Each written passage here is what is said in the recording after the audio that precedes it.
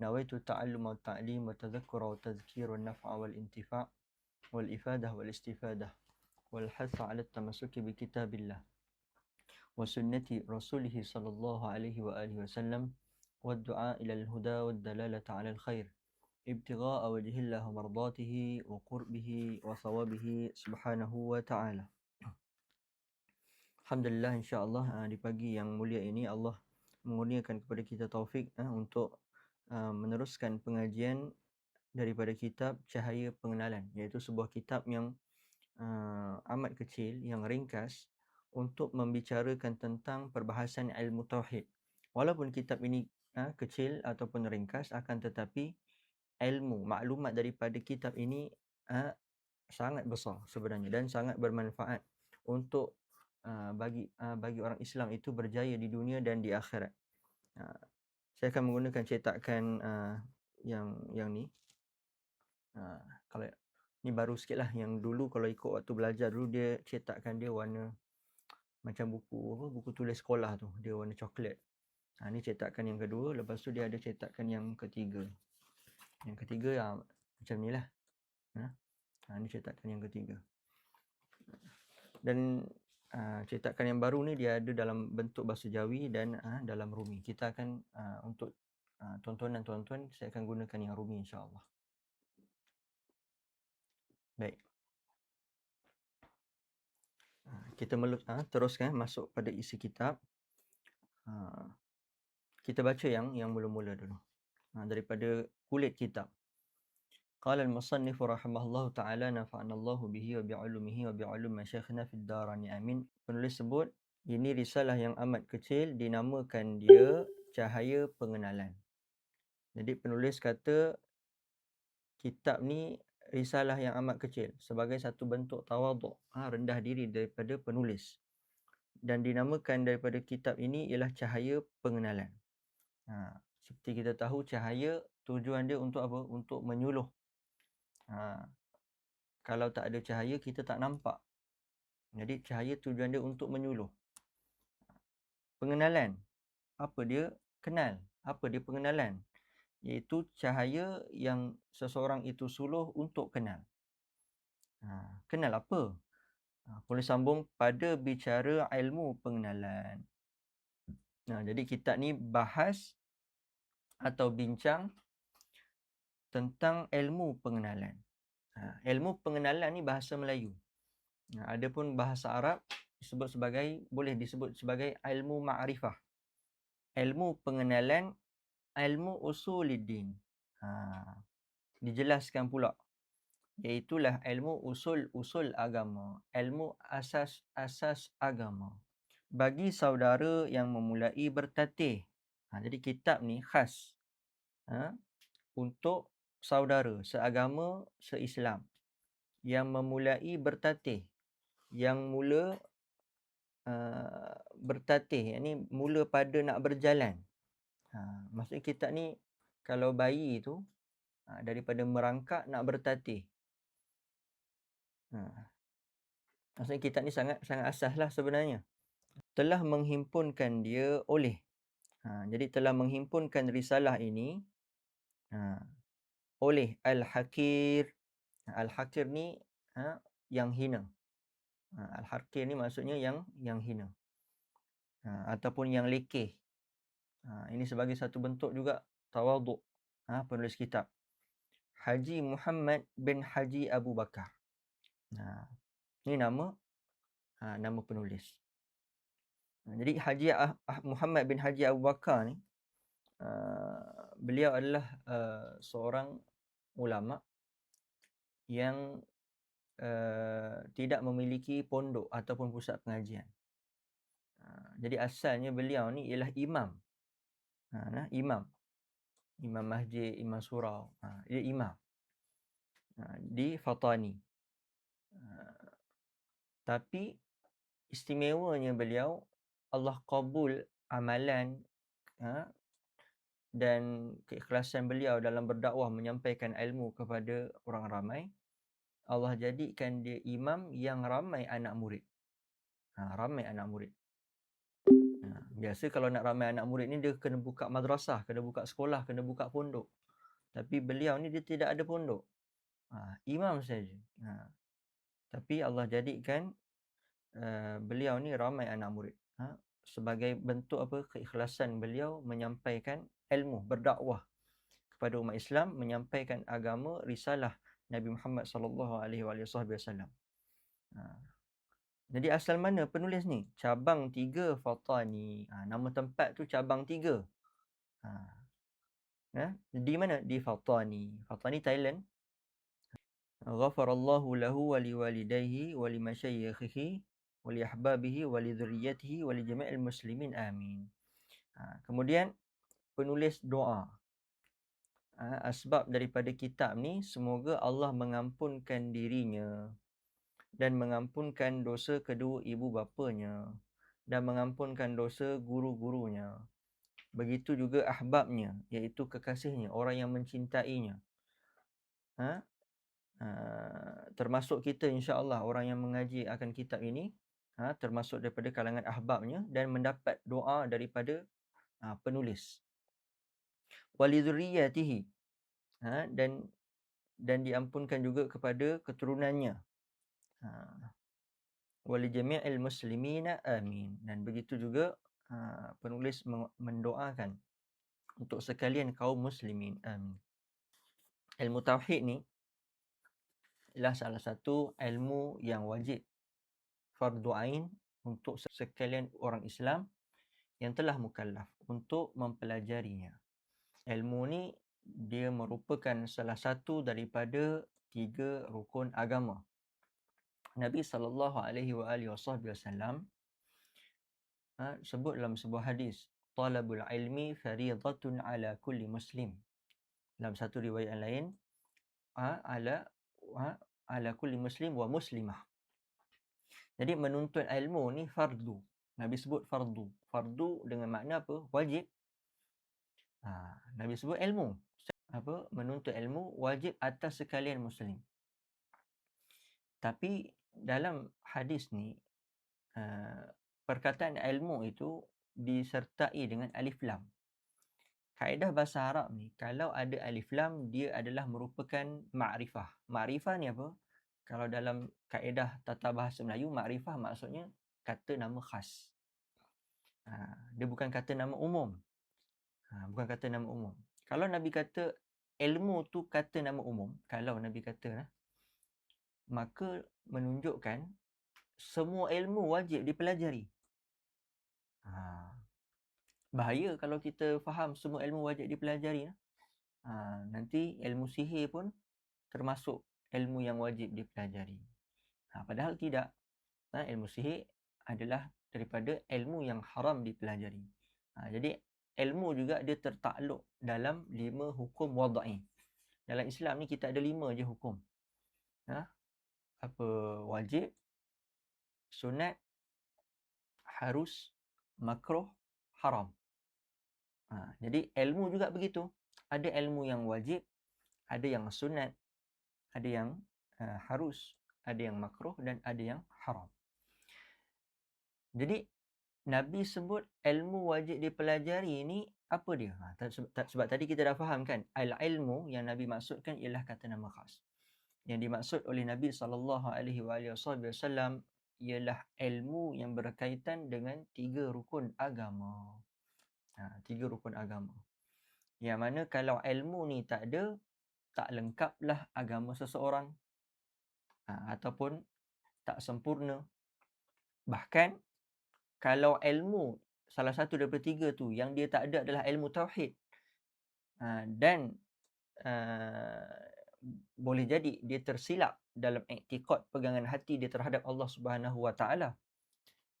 Ketika itu walaupun IC dia Islam, tapi mungkin di sisi Allah dia adalah seorang yang telah keluar daripada Islam. Na'udzubillah min zalik. Kenapa boleh jadi macam tu? Sebab tidak belajar ilmu tauhid, ilmu kenal Allah Subhanahu Wa Taala. Dalam ranking rukun agama tadi, ilmu yang pertama paling utama, kewajipan dia yang paling kuat ialah kita belajar ilmu tauhid. Yang kedua ilmu fiqh. yang ketiga ilmu tasawuf. Walaupun sebenarnya tiga-tiga ilmu ni perlu dipelajari secara serentak sebenarnya. Cuma ilmu tauhid ni ialah kunci kepada penerimaan amal ibadah. Ilmu tauhid adalah kunci diterimanya amal ibadah. Ilmu fiqh kunci kepada sahnya atau batalnya amal ibadah. Dan kemudian ilmu tasawuf adalah pada nilainya, pada bernilainya sesuatu amal ibadah. Macam mana? Kita bagi contoh satu orang yang solat. Satu orang yang solat dengan rukun dan syarat yang betul. Maksudnya dia penuhi segala rukun dan syarat yang betul. Maksudnya dia dah belajar ilmu fiqh ni bab solat ni. Jadi solat dia sah kalau dipenuhi rukun syarat. Akan tetapi dia ni ada masalah pada ilmu tauhid. Dia berpegang sesuatu tentang Allah dengan pegangan yang salah. Boleh jadi dia berpegang Allah tu berjisim. Dia membayangkan Allah ni ada muka, ada tangan, ada kaki, ada tempat duduk. Jadi orang ni dia telah salah pada i'tiqad, pengenalan dia terhadap Allah Subhanahu Wa Taala. Maka ketika itu solat dia walaupun memenuhi rukun dan syarat, dia tidak diterima langsung oleh Allah Subhanahu Wa Taala. Sebab akidah ataupun pegangan ilmu tauhid ni merupakan kunci kepada penerimaan amal ibadat. Sebab tu kita tengok orang kafir. Orang kafir ni semua jahat ke? Tidak. Ada yang baik, ada yang suka bersedekah, ada yang suka tolong orang lain, ada yang suka menggembirakan orang lain, ada yang menjaga hati orang lain. Mereka buat macam-macam kebaikan. Yang ada kebaikan tu juga dalam agama Islam. Tapi adakah dia diterima oleh Allah Subhanahu Wa Taala? Tidak sama sekali pada sudut akhirat. Tidak sama sekali. Sebab tu di akhirat nanti mereka akan diazab. Mereka akan diseksa, dimasukkan ke dalam api neraka kalau mati tak sempat bertaubat. Kemudian ada orang pertikai, kalau macam tu Allah ni tak adil lah. Ada orang pertikai, Allah tak adil lah. Orang buat baik pun dimasukkan ke dalam neraka. Orang buat baik pun diseksa. Bukan macam tu kaedah dia. Kita dalam agama ni, kita ada SOP, ada kaedah. Kan? Kita kalau kehidupan dunia ada SOP, ada kaedah. Apatah lagi agama. Apatah lagi agama. Lagilah dalam agama ni penting untuk kita mengikut kaedah yang telah ditetapkan oleh syarak. Jadi kaedah agama, penerimaan amal ibadah tadi mesti dengan iman yang benar. Maksudnya dia perlu kenal Allah, i'tiqad Allah Tuhan yang esa dan Nabi Muhammad pesuruhnya. Kita balik kepada tadi, orang kata Allah tak adil lah sebab seksa.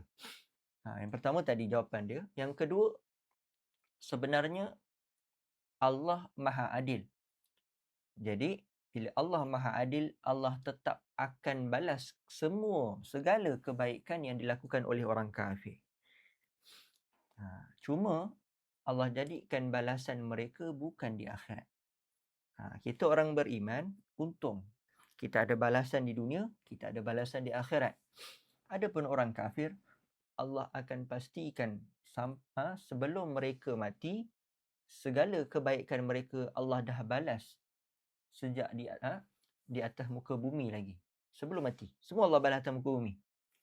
Sebab tu kita tengok yang mungkin mereka ni non-Muslim buat baik ke apa ke, mereka dapat kebaikan terus di atas muka bumi.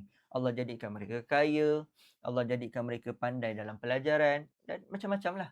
Allah jadikan semua tu balasan untuk mereka atas kebaikan mereka dan Allah settlekan semua atas muka bumi. Adapun untuk orang Islam tidak. Ada orang Islam ni dia dah berusaha susah payah. Dalam keadaan dia juga jaga solat. Dia juga kenal Allah Subhanahu Wa Taala. Banyak berzikir, banyak baca Al-Quran, bersedekah, macam-macam kebaikan yang dianjurkan agama dia buat. Yang disyariatkan dia buat. Tapi dia masih ditimpa kesusahan. Kita tengok kehidupannya masih dhaif. Walaupun ada yang Allah bagi nikmat.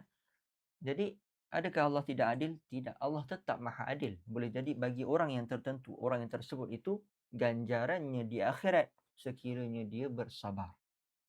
Sekiranya dia bersabar, bahkan lagi Allah tambah ganjaran untuk di akhirat. Dan ada juga kita daripada kalangan kita orang Islam ni, Allah bagi juga bahagian di dunia. Dan di akhirat ada ganjaran tak? Ada. Cuma mungkin yang lebih di dunia, di akhirat akan kurang. Ataupun boleh jadi lebih banyak juga, ikut kepada kehendak daripada Allah Subhanahu Wa Taala. Cuma ringkasnya, orang Islam ni dia ada bahagian yang Allah bagi ganjaran di akhirat. Dia macam kita katakan apa, pelaburan kita ke atas muka bumi ni kan macam-macam lah. Macam contoh mungkin kita sebut KWSP. Ada persen waktu pencen baru keluar. Ada persen yang boleh kita guna sekarang, boleh kita enjoy sekarang. Jadi begitulah. Amalan kita ni ada persen Allah balas di dunia, ada persen Allah balas di akhirat. Adapun orang kafir, Allah akan balas semuanya di dunia. Sehingga apabila di akhirat nanti mereka tak boleh persoal. Wahai Tuhan, dulu di dunia juga aku buat baik sekian-sekian. Jadi ke akhirat Allah dah ada jawapan, semua dah aku balas atas muka bumi. Jadi bila kita tahu akidah yang benar, kita kenal Allah Subhanahu Wa Taala, kita tak akan ada apa? Kita tidak akan ada sangkaan buruk terhadap Allah Subhanahu Wa Taala berkaitan dengan sifat keadilannya. Jadi orang yang persoal tadi, dia tak kenal Allah lah. Dia cuma boleh sebut Allah tu adil. Kenapa Allah sekian-sekian-sekian? Oh, dia tak tahu. Dia tak tahu lah. Jadi sebab tu penting kita mengaji ilmu tauhid, ilmu akidah. Jadi macam disebut tadi, rukun agama ada 3. Yang pertama tadi, kalau dia bermasalah pada tauhid. Jadi bila dia solat, walaupun memenuhi rukun syarat, rukun dia elok semua, dia tidak akan diterima. Yang kedua, ilmu fiqh. Ilmu fiqh ni ialah bagaimana nak tahu sah atau batalnya satu-satu amalan. Ilmu fiqh ni macam ilmu hukum hakam puasa lah yang kita dah pelajari kemarin. Bila kita memenuhi semua rukun dan syarat puasa, maka puasa kita sah. Contoh, kita ada akidah yang benar, kita kenal Tuhan kita iktikad terhadap Tuhan kita dengan iktikad yang benar, tak ada yang salah di sisi Allah. Jadi kalau amalan kita tu sah di sudut hukum fiqh, maka dia diterima oleh Allah. Cuma hukum fiqh ni dia terhenti pada rukun syarat. Maksudnya apa? Kita bagi contoh puasa. Jadi antara rukun puasa ialah kita mesti berniat pada waktu malam, iaitu bermula gelincir matahari, iaitu masuk waktu maghrib sehingga sebelum terbit fajar, sebelum masuk waktu subuh. Jadi orang yang dah niat sebelum terbit fajar, maka bila masuk je fajar, dia adalah orang yang berpuasa. Dan apa rukun yang seterusnya, iaitu menahan diri daripada pembatal puasa. Semua pembatal puasa. Dia tahan diri daripada pagi sampai maghrib tu daripada makan, minum, berhubungan badan dan semualah. Jadi bila sampai waktu maghrib, dia berbuka. Jadi satu hari tu puasa dia sah tak? Di sudut hukum fiqh, hukum puasa dia sah. Cuma macam saya sebut tadi, dia terhenti pada rukun dan syarat. Dengan mana apa? Kalaulah di siang Ramadan tadi, dia mengumpat, dia tak solat, dia mencuri, dia berkata-kata dengan kata yang kasar, menyakiti hati orang. Dia buat dosa lah maksudnya. Tapi dia tahan diri pada makan dan minum, pembatal puasa yang zahir. Itu pentingnya pula pada ilmu tasawuf. Maksudnya apa? Sudut fiqh, puasa dia sah. Tapi sudut pahala, di sudut pahala ni, maksudnya sudut tasawuf, bila dia buat perkara-perkara dosa di siang Ramadan, puasanya tidak ada nilai di sisi Allah Subhanahu Wa Taala. Maksudnya apa? Dia puasa satu hari, dia hanya dapat lapar dan dahaga, markah dia kosong. Markah dia kosong. Kalau macam tu orang kata baik, tak payah puasa. Tak. Di sudut fiqh, dia dah tick right dah. Allah dah tick right. Kiranya dia dah berpuasa. Tapi sudut pahala kosong. Kalau dia dah lah pahala kosong, lepas tu dia fikir logik tadi, dia guna logik tadi, kalau pahala kosong baik tak payah puasa. Dia pun tak puasa. Nanti apa, dia bukan setakat diazab dengan sebab dia mungkin menyakiti hati orang, buat dosa, tak solat dan semuanya. Nanti dia juga akan diazab sebab tidak berpuasa sudut fiqh. Na'udzubillah. Berapa kali ganda lah dia akan jadi. Lepas tu, macam disebut sebelum ni kan, bila habis je bulan Ramadan, setiap hari tu, selagi dia tak qada puasa yang dibatalkan dengan sengaja, dia akan ditulis dosa. Setiap hari. Selagi dia tak qada. Jadi maksudnya, tanggungan dosa dia akan jadi lebih berat. Jadi lebih baiklah sebenarnya, walaupun orang tu mungkin belum dapat menjaga 7 anggota di siang Ramadan, di sudut percakapannya, solatnya tetap diteruskan puasa. Paling kurang fiqh tu, puasa tu dah tick dah. Dah dapat tick dah. Cuma pahala kosong. Kemudian sebab itu penting pula pada ilmu tasawuf. Kenapa? Supaya dia tahu apakah perkara-perkara yang berdosa sudut agama yang membatalkan pahala dalam amalan. Membatalkan pahala dalam amalan. Jadi orang yang lekap, dia kenal Tuhan.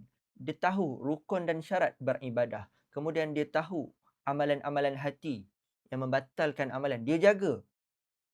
Ketika itu dia disebut ataupun dikatakan adalah orang Islam yang sebenar. Orang Islam yang sebenar. Ataupun orang yang beragama. Sebab apa? 3 rukun agama ni telah terpenuhi. Kurang salah satu, kalau dia kurang bab fiqh atau tasawuf, kuranglah agama dia. Tapi kalau dia kurang bab tauhid, dia tidak beragama terus, kita katakan begitu. Na'udzubillah min zalik.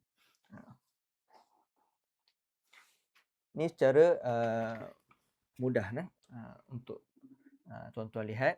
Rukun agama Islam, iaitu berkaitan dengan hukum fiqh, yang mana rujukannya ialah Imam Hanafi ataupun pengasas mazhab Hanafi. Siapa dia? Nu'man bin Thabit. Yang kedua ialah pengasas mazhab Maliki, Malik bin Anas. Yang ketiga, mazhab Syafi'i, Muhammad bin Idris. Yang keempat, mazhab Hambali, Ahmad bin Muhammad bin Hanbal. Jadi dalam ilmu fiqh, rujukan kita 4 imam ini yang merupakan 4 mazhab yang ada sampai sekarang. Dulu waktu awal-awal Islam, mazhab dalam Islam ni banyak. Mazhab dalam Islam banyak, lebih 100 mazhab.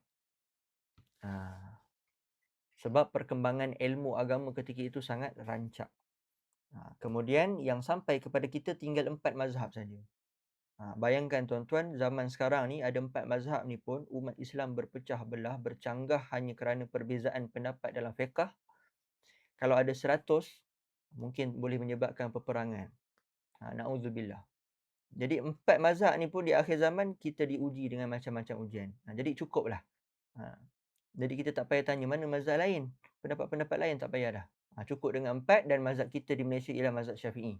Kemudian ada beberapa fatwa ataupun keadaan mufti kita mengambil daripada mazhab yang berbaki lah, Maliki, Hanafi, Hambali, untuk memudahkan orang awam.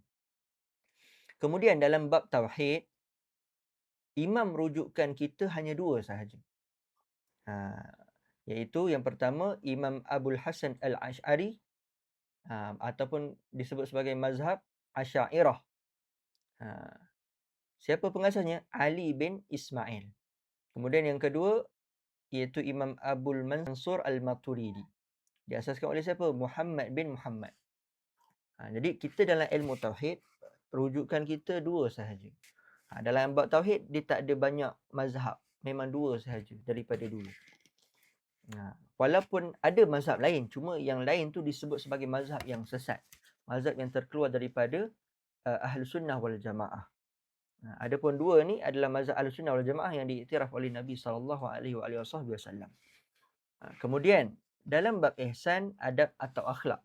Dia bab ihsan ni ialah perbahasan tentang adab ataupun akhlak. Okey. Adab atau akhlak yang dimaksud ialah adab atau akhlak hati kita. Hati kita. Bab ihsan ni ialah amalan hati, amalan batin. Fiqh amalan zahir, amalan luaran.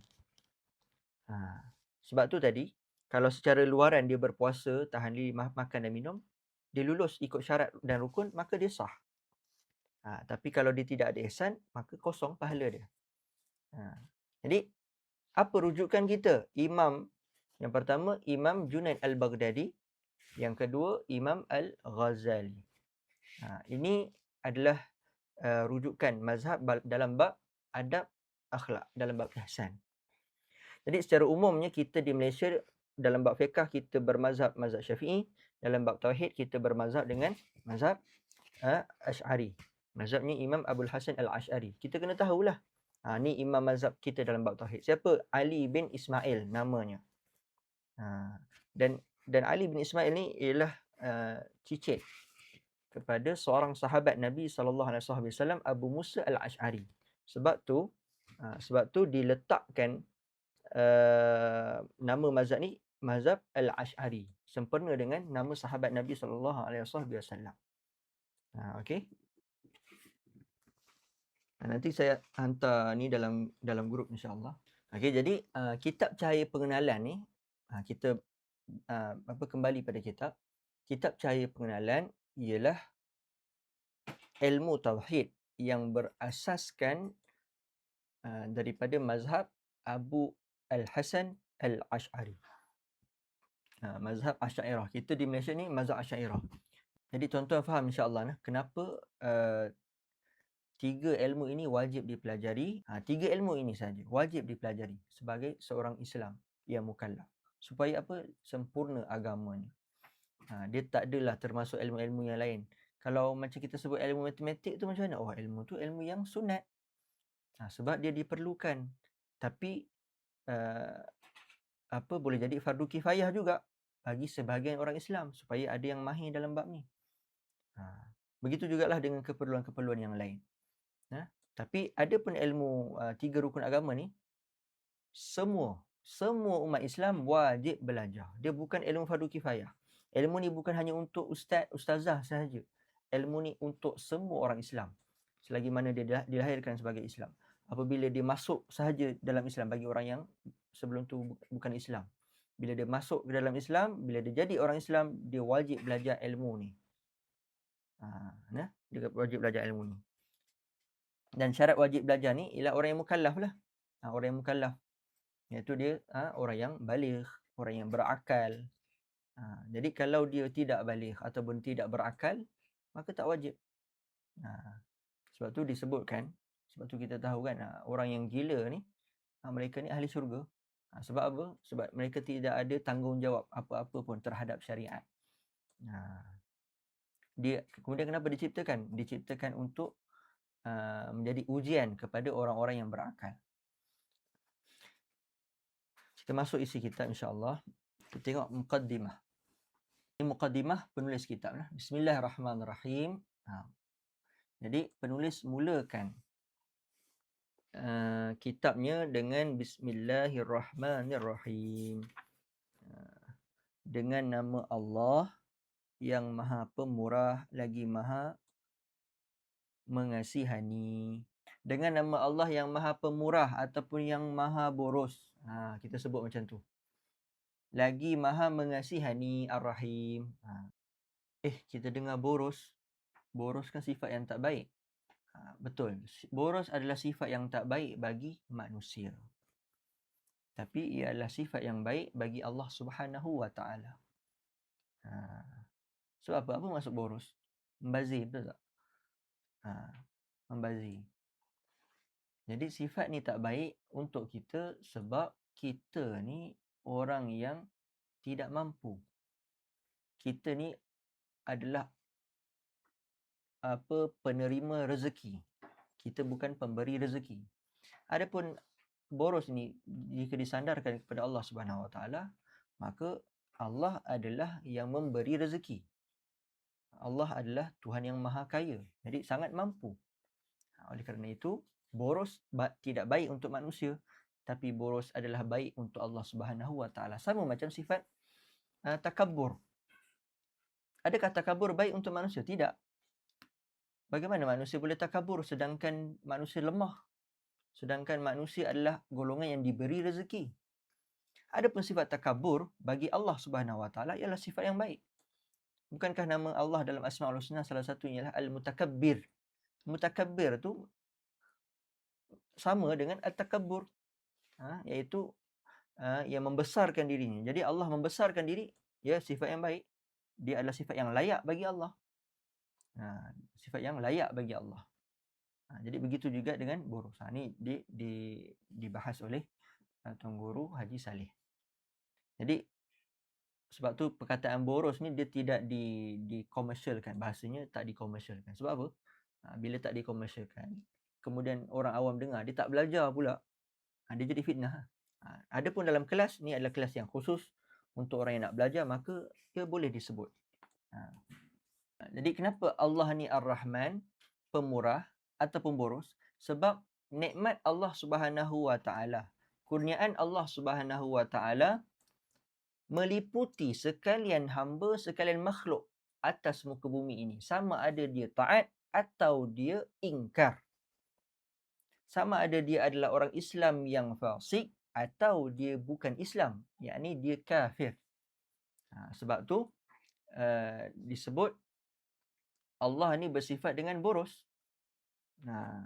Jadi Allah ni ada memiliki kekayaan, Allah bagi semua, tak kisah. Dia taat ke, dia ingkar ke, aku bagi je. Bahasanya begitu. Sebab tu Allah ni boros. Kita sebut sifatnya Maha Pemurah. Maha boros. Dan sebab tu Tok Guru sebut macam itulah. Padahal sepatutnya jika orang akan petikai, jika Allah ni Tuhan orang Islam, patut bagi nikmat ke orang Islam lah kan. Tapi tidak, Allah tidak bersifat macam manusia. Manusia ni kalau dia ada kekayaan, ada harta, dia bagi dekat orang yang dia sayang. Dia bagi dekat orang yang geng dengan dia sahaja. Dia takkan bagi dekat orang yang lawan dia. Orang yang buat jahat dengan dia, dia takkan bagi. Susah. Susah. Melainkan apa yang dicontohkan oleh Nabi sallallahu alaihi wasallam sahaja. Tapi kebiasaannya kita susah nak bagi. Sebab tu Ar-Rahman ni sifat Allah yang memberikan nikmat kepada sekalian makhluknya, sama ada taat ataupun ingkar. Tu sebab kita sebut nama Allah Ar-Rahman. Ar-Rahman, Maha Pemurah, ataupun Maha Boros. Adapun Ar-Rahim, kemudian Ar-Rahim sifat Allah yang Maha Mengasihani, iaitu sifat Allah hanya untuk orang-orang yang beriman kepadanya. Jadi orang beriman ni semua taat ke? Tidak. Orang beriman dia ada dua. Dia boleh jadi taat, dia boleh jadi fasik. Maksudnya fasik ni dia buat dosa lah. Dia buat dosa dengan sengaja, dengan berterusan. Itu orang yang fasik. Jadi sifat Ar-Rahim Allah inilah hanya terliput untuk orang-orang yang beriman, tidak kepada orang-orang kafir. Dan sifat ini terzahir di mana? Di akhirat kelak. Maka sebab itu pentingnya ilmu akidah. Sebab kita nak mengharapkan sifat Allah Ar-Rahim ni. Bila akidah betul, kita kenal Allah, Allah iktiraf pegangan kita, di dunia ni kita ada ditaklifkan dengan syariat. Dan boleh jadi kita ni lemah dalam melaksanakan tuntutan syariat. Boleh jadi buat dosa itu dan ini, dosa besar dan kecil dan sebagainya. Jadi di akhiratlah Allah zahirkan sifatnya Ar-Rahim. Boleh jadi Allah akan mengampunkan orang yang berdosa ketika di dunia. Apatah lagi orang yang taat, lagilah. Orang taat memang tak payah cerita. Di akhirat Allah Maha Mengasihani akan bagi kebahagiaan kepada orang yang taat. Tapi orang yang fasik macam mana? Boleh jadi Allah bagi juga. Boleh jadi. Cuma dia boleh jadi, dia bukan mesti lagi. Dia boleh jadi, bukan mesti lagi. Sebab tu kita tak boleh berada dalam comfort zone lah. Kenalah melakukan ketaatan sebagai bentuk pengabdian kepada perintah Allah Subhanahu Wa Taala. Akan tetapi secara umum Allah Ar-Rahim boleh memberikan syafaat ataupun pengampunan kepada hamba-Nya yang berdosa ketika di dunia, dan akan tetapi dia mati dalam keadaan Islam, dalam keadaan imannya kepada Allah benar. Jadi di akhirat Allah boleh ampunkan dia, ataupun dengan berkat syafaat orang lain, syafaat ahli keluarganya ke, syafaat daripada orang soleh yang dia kenal sewaktu di dunia ke, ataupun syafaat daripada Nabi SAW sendiri. Jadi semua tu, kenapa Allah masukkan mereka ni dalam syurga walaupun berdosa dan sebagainya, walaupun telah dimasukkan dalam neraka? Kerana sifat Allah Ar-Rahim. Tapi sifat Ar-Rahim tidak terliput kepada orang kafir ketika di akhirat kelak. Jadi orang kafir ni dia tidak akan ada Rahim Allah, tak ada. Sebab Allah dah bagi mereka peluang sewaktu di dunia. Mereka tetap ingkar, mereka tetap bercakap besar, mereka tetap sombong, mereka merendahkan orang-orang Islam, mereka membunuh para Nabi dan Rasul. Jadi sifat Ar-Rahim tidak ada bahagian langsung untuk mereka di akhirat kelak. Adapun sifat Ar-Rahman untuk semua. Sebab tu ulama kita sebut dunia ni murah. Bahkan Nabi sebut dunia ni rendah. Dalam hadis Nabi sebut, kalau secara mafhum, kalaulah dunia ni ada nilai walau sebelah sayap nyamuk, janahi ba'udah, kalau ada nilai walau sebelah sayap nyamuk, maka orang-orang kafir tak akan dapat makan dan minum. Orang-orang kafir tak akan dapat rasa kenyang dan tak haus atas muka bumi ni. Kalaulah dunia ada nilai sebelah sayap nyamuk. Maksudnya dunia ada nilai sebelah sayap nyamuk, walaupun sebelah tak ada langsung di sisi Allah. Maka kerana itulah orang kafir diberikan kurniaan juga dari sudut harta, kebahagiaan di dunia. Nikmat-nikmat di dunia dapat juga bahagian. Dapat makan, dapat minum, dapat kaya dan sebagainya. Sebab tidak ada nilai dunia ini di sisi Allah SWT walau sebelah sayap nyamuk. Betapa Allah rendahkan dunia ini. Sebab tu orang yang mendapat padanya iman dan ilmu agama, sebenarnya dia adalah orang yang dikasihi oleh Allah dengan sifatnya Ar-Rahim, kerana dia hendak diberi nikmat oleh Allah di akhirat kelak. Jadi Ar-Rahim ni dia ada dah di dunia ni. Cuma Allah akan berikan kepada orang Islam lah, dari sudut keimanan dia, dari sudut taufik untuk melaksanakan ketaatan, daripada sudut akhlaknya yang mulia, yang baik. Allah bagi pada orang-orang Islam yang disukai olehnya.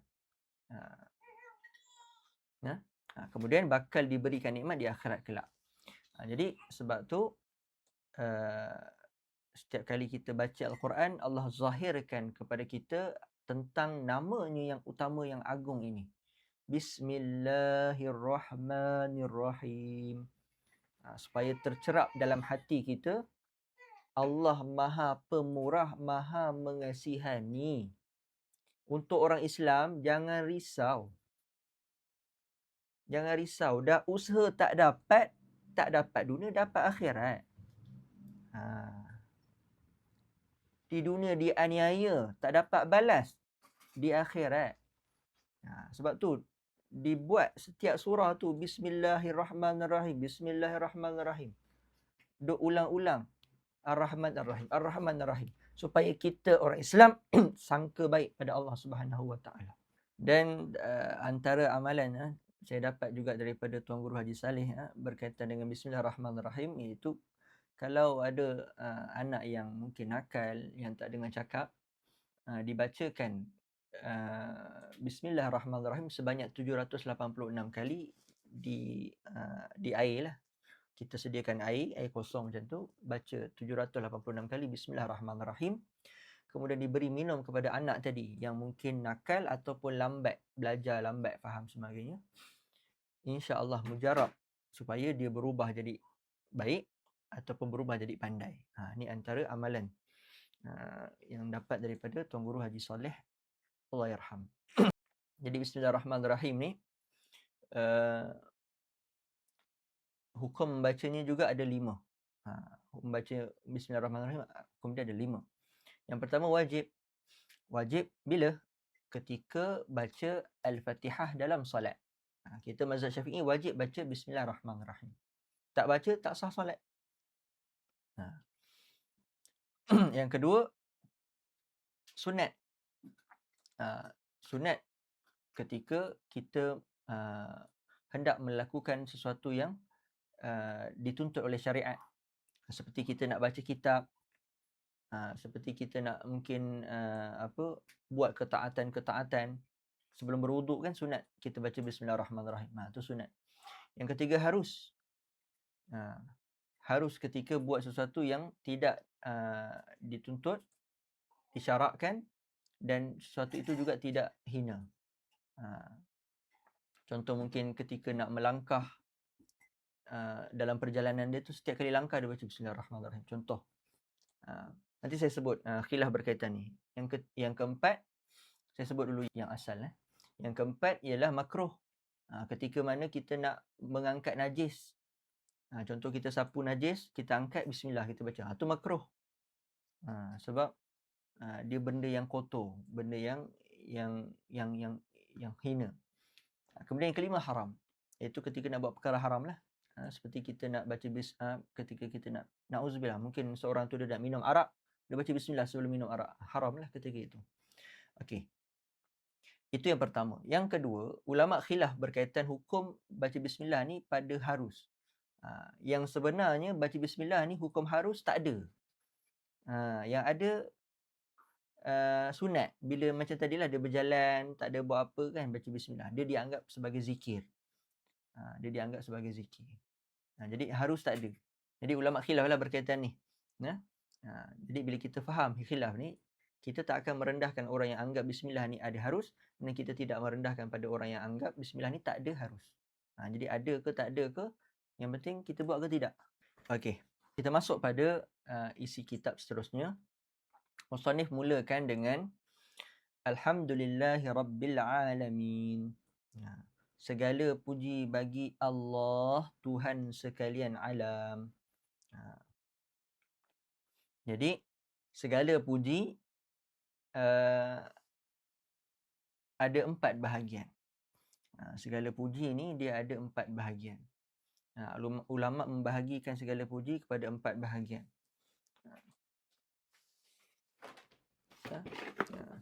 Kita boleh tengok sini.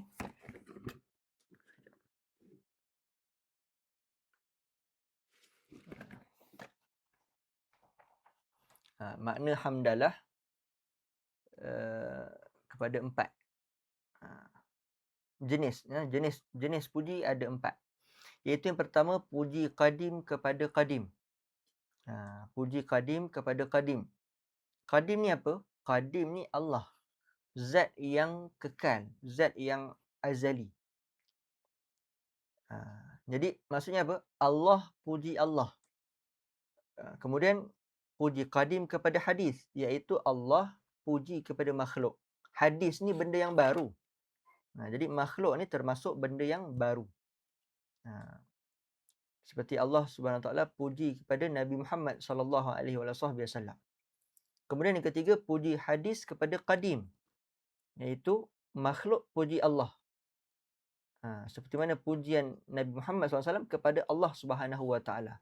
Ataupun seperti mana kita, ketika mana kita mungkin dapat nikmat, kita sebut apa? Alhamdulillah. Ketika dapat musibah, kita sebut Alhamdulillahi ala kulli hal. Jadi itu satu bentuk pujian daripada hadis kepada qadim, makhluk kepada Allah. Kemudian yang keempat ialah puji hadis kepada hadis, iaitu puji makhluk kepada sesama makhluk. Seperti mana kita puji kepada mungkin kawan kita cantik, pandai dan sebagainya. Itu puji hadis kepada hadis. Jadi segala jenis puji tadi, 4 puji tadi ada 4 jenis. Segala jenis puji semuanya lillah. Segala jenis puji tadi kembali kepada Allah Subhanahu wa taala. Rabbil alamin.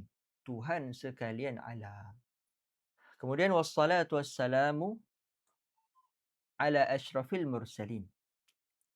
Kemudian musannif sebut selawat dan salam ke atas asyrafil mursalin. Semulia-mulia utusan. Semulia-mulia utusan. Jadi selawat ni, tuan-tuan, selawat ni dia ada daripada 3 kategori ataupun 3 golongan lah kita sebut.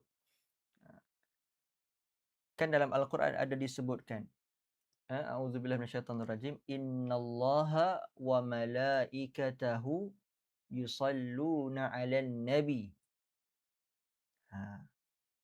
Allah dan para malaikatnya berselawat ke atas Nabi. Kemudian Allah seru, ya ayyuhallazina amanu, wahai orang-orang yang beriman, sallu alaihi wa sallimu taslima. Selawatlah kamu ke atasnya dan salam dengan salam yang sempurna.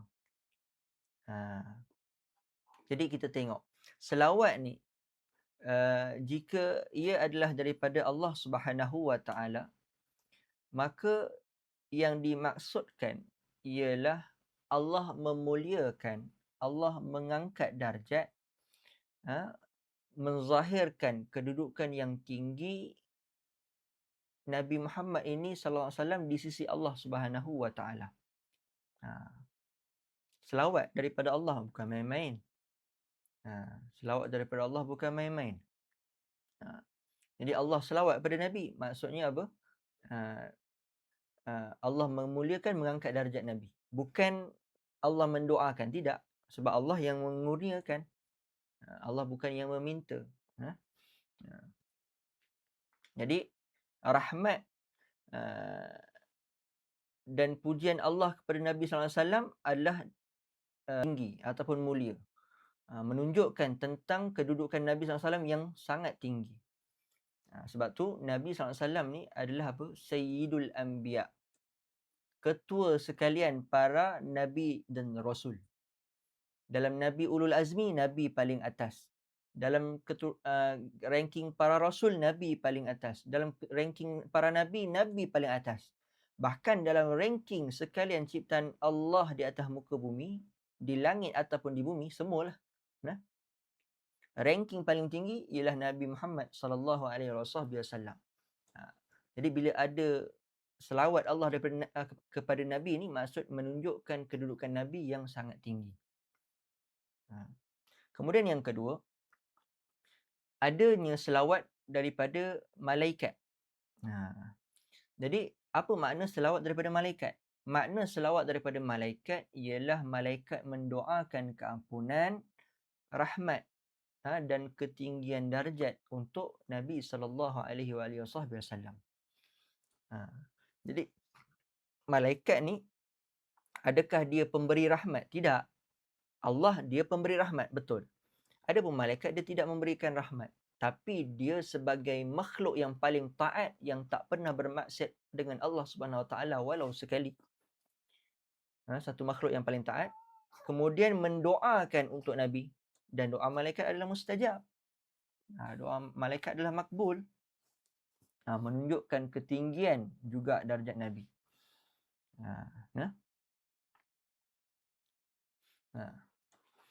Kemudian kita tengok tadi, innallaha wa malaikatahu. Allah malaikat selawat pada Nabi. Maksudnya apa? Confirm. Allah malaikat selawat pada Nabi ni confirm. Cuma sudut kalau selawat daripada Allah apa dia? Sudut selawat daripada malaikat apa dia? Dibezakan.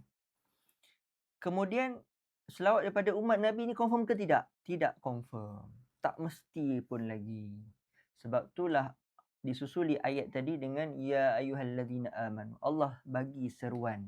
Allah seru Wahai orang-orang yang beriman. Allah sebut orang-orang yang beriman. Allah tak sebut orang Islam. Allah tak sebut ya ayyuhallazina ya ayyuhallazina aslamu. Contoh. Yang Islam. Allah sebut orang-orang beriman. Wahai orang-orang beriman. Maksudnya apa? Yang akan sahut seruan Allah ni orang-orang yang iman dia kuat, iman dia benar sahaja. Maksudnya kalau dia dengar nama Nabi dia tak selawat, dia bukan dalam golongan ni. Allah sebut ya ayyuhallazina amanu sallu alaihi wa sallimu taslima. Selawatlah kamu ke atasnya dan salam dengan salam yang sempurna. Kemudian ada yang ketiga, selawat daripada umat Nabi Muhammad sallallahu alaihi wasallam. Jadi selawat umat Nabi ni apa?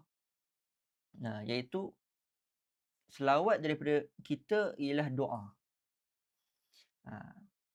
Jadi kita dengan malaikat macam sama. Malaikat adalah doa, permintaan. Selawat kita juga doa, permintaan. Tapi berbeza sudut siapa yang berdoa. Malaikat makhluk yang sempurna, yang tidak membuat dosa. Sudut ketaatan kepada Allah dia sempurna.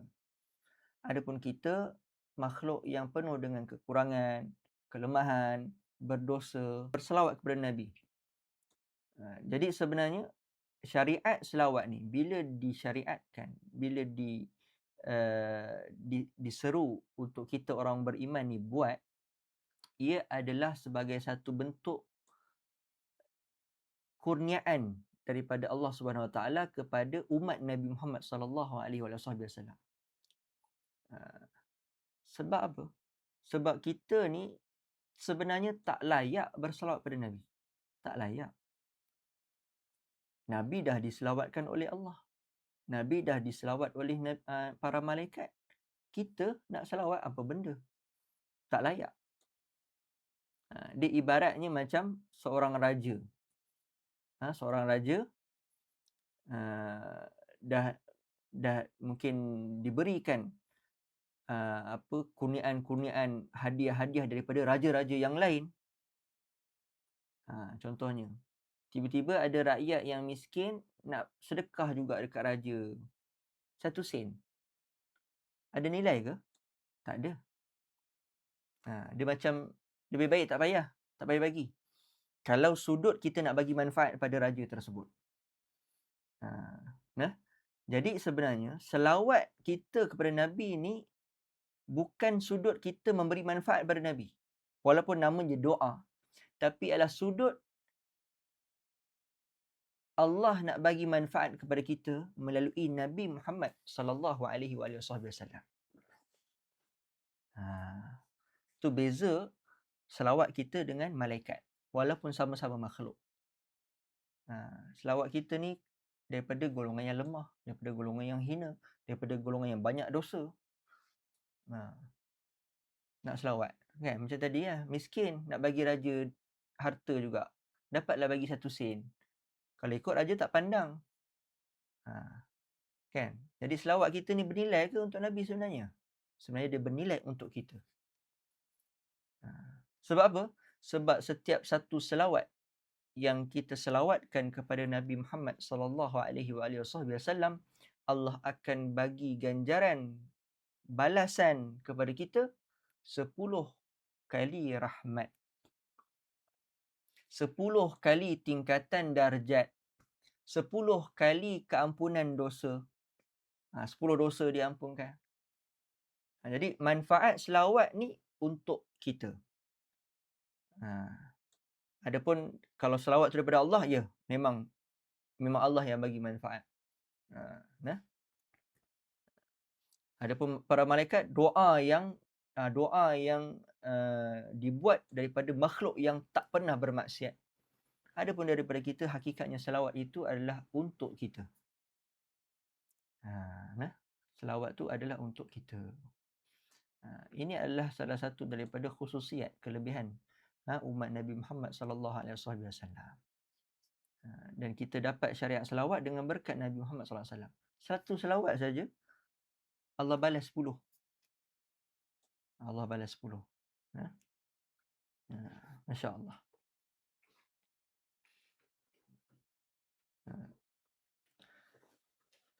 Kemudian wassalatu wassalam, dan salam. Jadi musannif berselawat dan mendoakan kesejahteraan kepada ala asyrafil mursalin, ke atas semulia-mulia utusan. Jadi salam ni ialah sebuah doa kesejahteraan. Doa kesejahteraan. Tadi kan disebutkan wasallimu taslima, salam. Jadi kita doa kesejahteraan untuk Nabi. Kenapa? Kerana Nabi SAW ni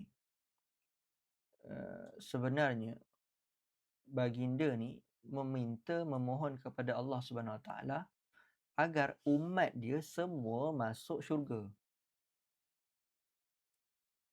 Nabi ni tak nak umat dia ada yang masuk neraka. Tapi kemudian Allah bagi jawapan. Allah kata umat Nabi, umat kamu akan ada yang masuk neraka. Dan neraka yang disediakan untuk umat Nabi Muhammad SAW ialah neraka Jahannam.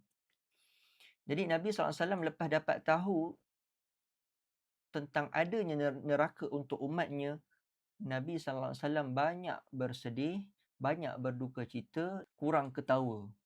Sebab risau, sebab gusar, sebab terlalu berat memikirkan apa yang akan ditanggung oleh umatnya. Jadi sebab tu selawat yang sempurna ialah Allahumma salli wa sallim alaih. Kena ada wasallam tu juga. Untuk mendoakan supaya Nabi ni tenang. Nabi ni relax sikit. Sebab Allah akan tetap memakbulkan permintaan Nabi. Allah tetap akan memakbulkan permintaan Nabi SAW. Sebab akhirnya walaupun neraka Jahannam diciptakan, walaupun umat Nabi Muhammad ni ada yang akan masuk ke dalam neraka Jahannam, tetapi azab seksa untuk umat Nabi Muhammad SAW di dalam neraka Jahannam, selagi mana dia mati dalam iman, dia akhirnya nanti akan dimasukkan ke dalam syurga. Dan umat Nabi Muhammad ni yang masuk dalam neraka Jahannam, apabila akhirnya semua masuk ke dalam syurga, neraka Jahannam akan ditutup buat selama-lamanya. Jadi Allah makbulkan tak permintaan Nabi? Allah makbulkan. Allah tetap akan makbulkan. Sebab Nabi SAW semua doanya makbul. Semua permintaannya diterima. Cuma sebelum tu diseksa sekejap. Itu yang buat Nabi sedih. Nabi kalau boleh tak nak. Tapi Allah tetap akan makbulkan. Akhirnya semua nanti umat Nabi Muhammad akan masuk syurga. Selagi mana dia mati dengan iman yang benar. Sebab tu penting ilmu tauhid. Dia perlu kenal Tuhan dengan pengenalan yang benar. Kalau tersalah dalam kita beranggapan, beriktikad tentang Tuhan di dalam hati kita, maka boleh tergelincir pegangan kita, iktikad kita, takut-takut dianggap sebagai telah keluar daripada Islam oleh Allah SWT, walaupun mati dalam perkuburan Islam. Jadi kita mati sebagai di dalam perkuburan Islam, mati dengan IC Islam, belum tentu menyebabkan kita di akhirat nanti adalah orang Islam juga. Na'udzubillah. Sebab tu penting belajar ilmu tauhid ni, belajar ilmu akidah supaya selamat dunia dan akhirat. Jadi Nabi SAW ni sedih hatta sampai sekarang. Sebab setiap minggu amalan umat Nabi Muhammad semua umat Nabi Muhammad akan dibentangkan di hadapan Nabi. Dan seandainya amalan tu baik, Nabi akan mengucapkan puji kepada Allah dan minta ditambahkan amalan kepada orang tersebut, diberikan taufik lagi. dan seandainya amalannya buruk, Nabi akan mintakan ampun untuk umatnya yang berbuat dosa dan maksiat. Nabi SAW hanya pindah alam. Nabi SAW hanya pindah alam. Di alam barzah, baginda hidup. Diberi makan dan minum di sisi Allah dengan makanan di sana. Bahkan setiap selawat dan salam kita dihantar kepada Nabi SAW. Allah ada cipta satu malaikat yang tugasnya hanya mengutip selawat daripada daripada keturunan, daripada umat Nabi Muhammad SAW. Tujuan dia kutip selawat je. Kenapa? Setiap selawat tu akan dihantar kepada Nabi SAW. Dan akan dilaporkan kepada Nabi bahawasanya, ya Rasulullah, Muhammad Haziq bin Muhammad Hafiz telah berselawat kepada engkau sebanyak sekian-sekian berapa kali. Disebutkan nama orang yang berselawat dan nama ayahnya. Dan Nabi akan mendoakan namanya dan ayahnya sekali. Sebab tu antara cara juga ulama sebut seorang anak yang berbakti kepada ibu dan ayahnya, terutama ayahnya, ialah dengan dia memperbanyakkan selawat. Mungkin dia tak dapat berbakti bagi duit yang banyak, bagi duit tiap bulan, dapat bagi kesenangan duniawi, tapi dia dapat berbakti dengan disediakan amalan-amalan untuk akhirat mereka berdua. Jadi ini salah satu amalan yang mudah. Kalau mungkin nak sedekah untuk mak ayah tak boleh, paling mudah selawat. Nak baca Al-Fatihah, baca panjang sangat, susahlah nak baca banyak-banyak kali, hantar kat dia orang. Banyakkan selawat. Sebab tu kita tengok selawat ni benefitnya banyak adalah untuk diri kita. Bukan untuk Nabi SAW. Jadi siapa asyrafil mursalin ni? Semulia-mulia utusan ni. Sayyidina Muhammadin. Semulia-mulia utusan ni ialah Sayyidina Muhammad. Sayyidina ni ialah gelaran tuan. Iaitu tuan kita. Siapa dia? Muhammad. Nama Nabi kita. Jadi kita ni sebut nama Nabi, kita iringlah dengan Sayyidina Nabi Muhammad, ataupun Sayyidina Muhammad. Kita iring dengan gelaran. Jangan kita sebut nama Nabi, nama Muhammad je. Hatta dalam Al-Quran, Allah tak pernah gelar Muhammad saja dalam Al-Quran. Allah akan sebut ataupun akan dahului dengan gelaran. Nama Nabi-Nabi lain dalam Al-Quran, Allah sebut je nama. Ayub, Yunus, Ibrahim. Allah sebut nama je. Tapi dalam Al-Quran, banyak Allah sebut, bahkan semua, Allah sebut dengan gelaran.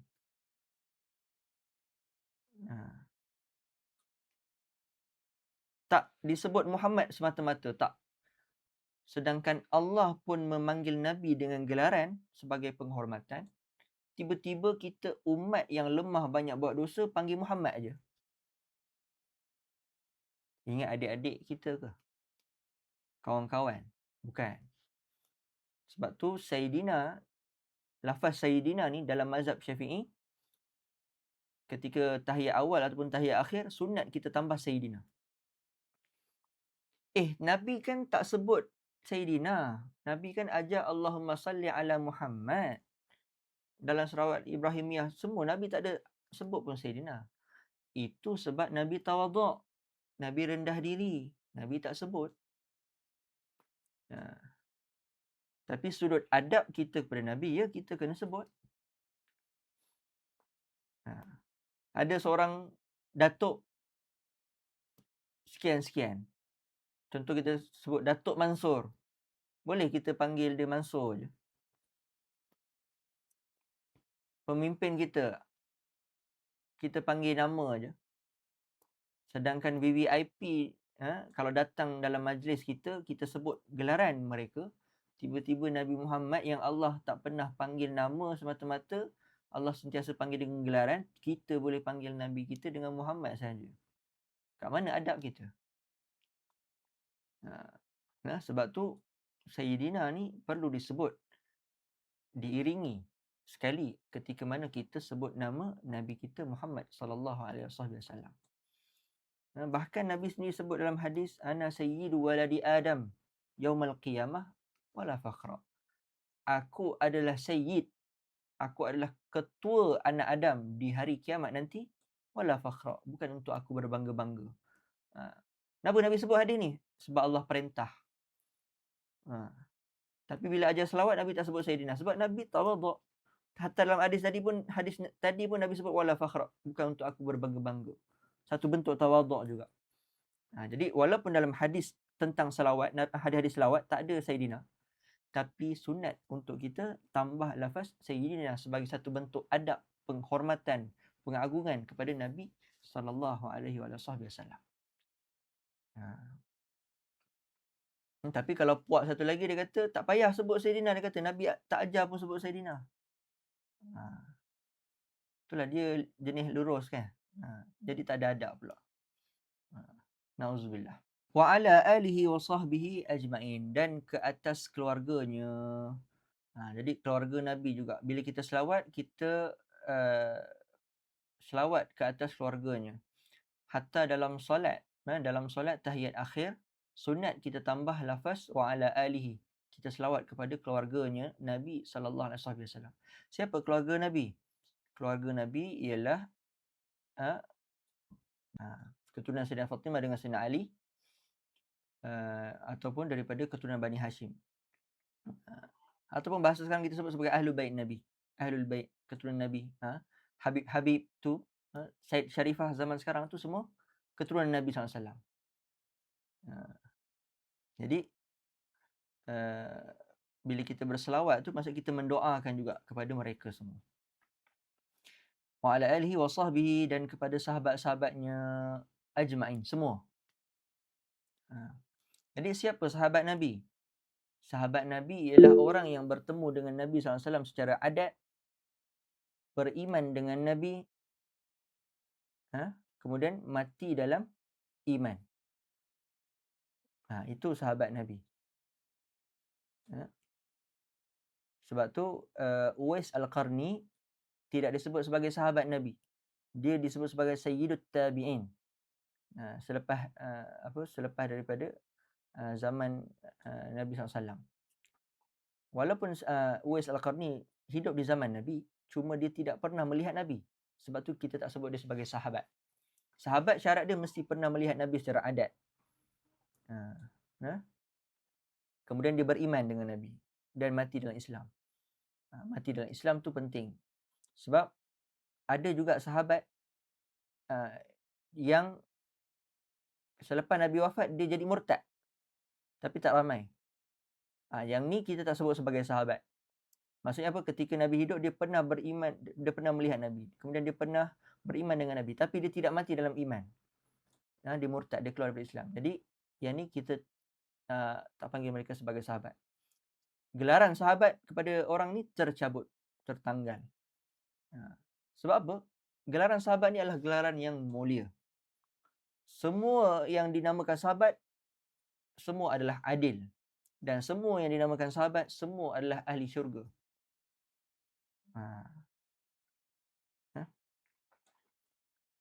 Jadi kalau ada sahabat dia beriman, pernah jumpa Nabi, tiba-tiba mati murtad, adakah masuk syurga? Tidak. Wa ba'du, iaitu adapun kemudian daripada itu. Selesailah insya-Allah. Hari ni kita sempat baca sampai sini je. Habiskan mukadimah je. Belum masuk isi lagi. Belum masuk isi mukadimah. Untuk pertemuan seterusnya lah kita sambung insya-Allah. Jadi wallahu subhanahu wa ta'ala a'lam wa ahkam. Allahumma